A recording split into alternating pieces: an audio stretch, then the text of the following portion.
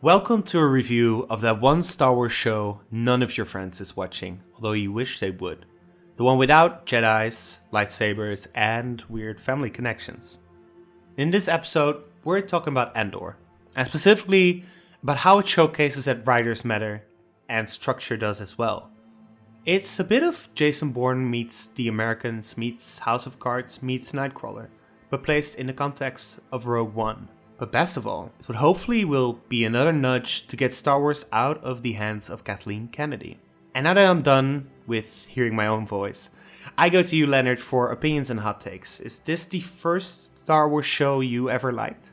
I liked Rogue One. That was my favorite Star Wars up until this point. Andor is a pretty mature Star Wars show. So this might be my favorite show.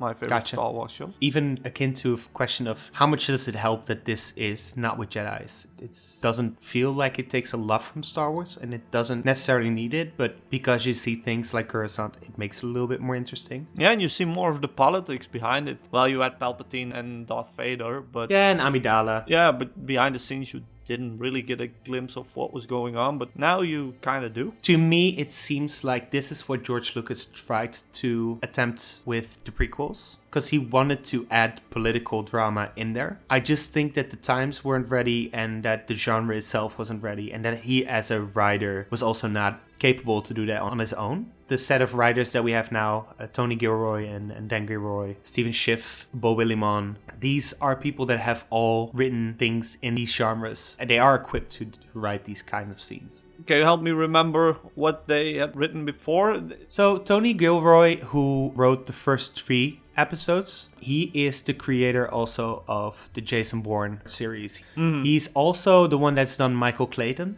And together with Dan Gilroy, his brother, who does the episode 4 to 6, that one has created Real Steel, Nightcrawler, and Kong Island. And then Stephen Schiff is from The Americans, Beau Willimon is from House of Cards, but that is for the later part of the arc. So that's more episode 7 to 10. And 11 and 12 is written by Tony Gilroy again. Is Star Wars the right medium to put that kind of story in? That's more my question. That for myself, I haven't decided it yet. Yeah. Well, and maybe it also has to do with the pacing or the structure. That does the story get enough time to develop, or is it maybe rushed a little bit at some point? Well, the one thing that I kind of want to talk about this episode and the next episode as well is the overall arching structure of the 5 stages of the Freytag pyramid, which I think a lot of people that are into writing are quite familiar with, but let me go through it either way. So you have Exposition, which is the first stage where you build things up. Then you have the inciting incident, which turns into rising action,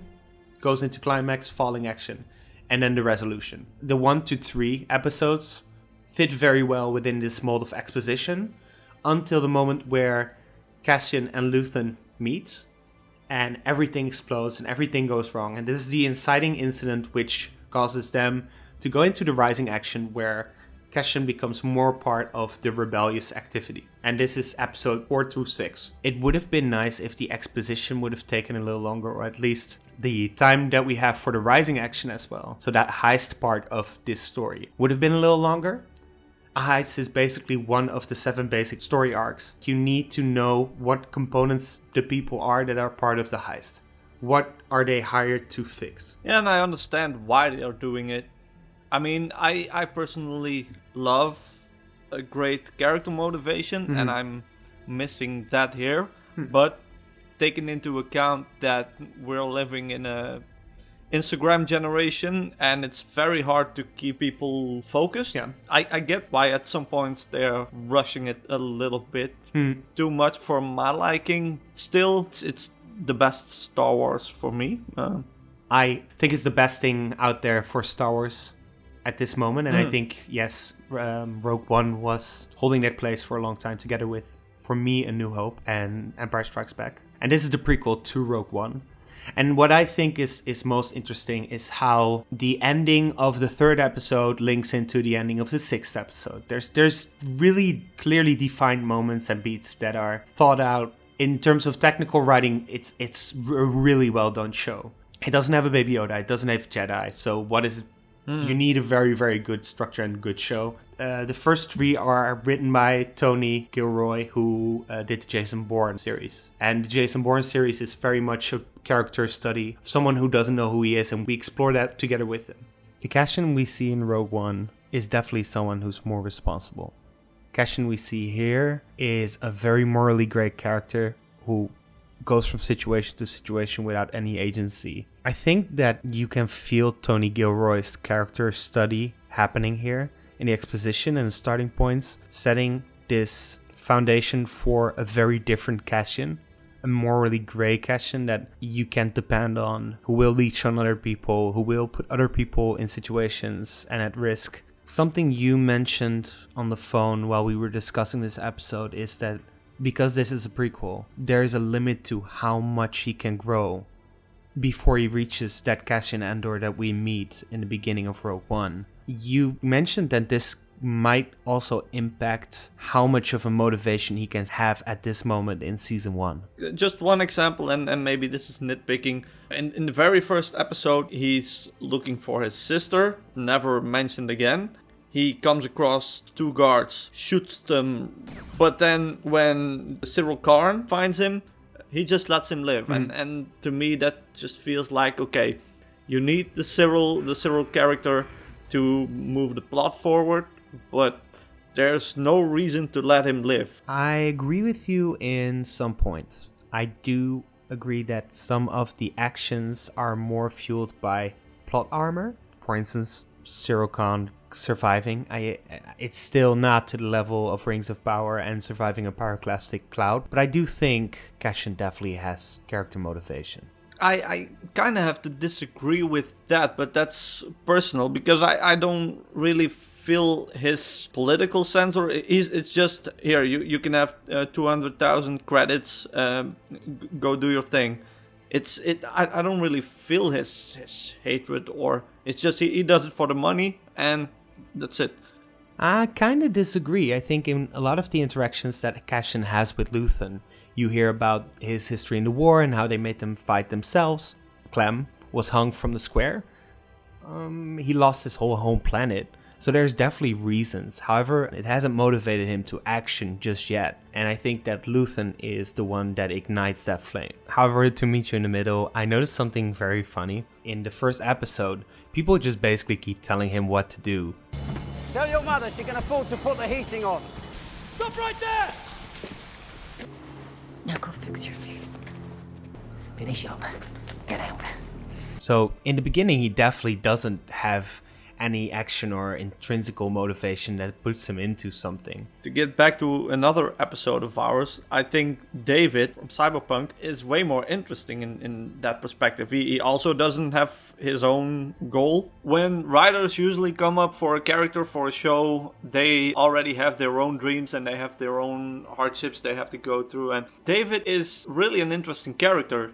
And I think that this is also something that they're trying to set up with the Manifest and Namek. If you look at Freytag's pyramid, especially the second stage of the 5 stages, this is sometimes called complications.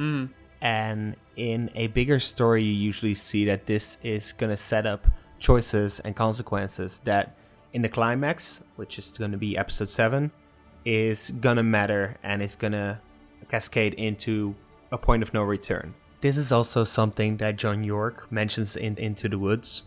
The way that he defines an act is that acts are bound by dramatic desire, with a turning point spinning the character off into pursuit of a new goal. So it's kind of this point of no return that spins someone into a situation where new things happen to him. And I think that we will find that Namek's manifesto will have some impact on Cassian. Apparently the only thing keeping us from liberty is a few more ideas. A few more ideas. I mean, it's so confusing, isn't it? So much going wrong, so much to say, and all of it happening so quickly. The pace of dynamic arc, it feels kind of like emotional blackmailing to me. He's not the fighter, he's more a scholarly type, and he's written this little book, and when he dies, it's here, give this little booklet to Andor. For whatever reason, it's not really, and I get your point. That, okay, this is the first time that Andor is kind of feeling some responsibility. Also him giving the choice, okay, we can go there or to the doctor. And he chooses to go to the doctor. But still, I think that's just the way the series is set up. you spend too little time with the characters to get emotionally attached to them. For me, who really cares about characters, it's just missing there. Yeah, missing a little bit time that you can sit with someone like a Namek to actually feel that. Yeah, it all feels so cold, the character dynamic. Val and Sintra are lovers, Andor and Biggs, or Andor and Marva. It just feels so cold. It feels like you're grazing past these characters instead of interacting with them. It's the Instagram generation. I guess that's it. Yeah, that's a very good point. A bit of emotional dissonance there. Mm-hmm. Yeah. Let's also not forget that this is Star Wars and it's developed by Disney, so not much of Star Wars has explored this type of maturity yet. I honestly think it's the best that Star Wars has done in a long time and hope that this is a sign of more to come. And I think you too, right? Mm-hmm. Yeah, I wholeheartedly agree. Great. I guess that concludes the first part of our Andor review. If you want to find out more about how the Freytag pyramid applies to episodes 7 to 12, please subscribe and tune in for the second part on the 25th of November. Please also let us know whether you agree or disagree with us in the comments, where we'd love to continue the discussion. And for more Star Wars content, we've also done an analysis of the Kenobi series. And beyond that, you can also read E.D. Leonard's short stories on his website, talesofastus.com, through the link on our channel. That was us. Thank you for listening, and see you next time.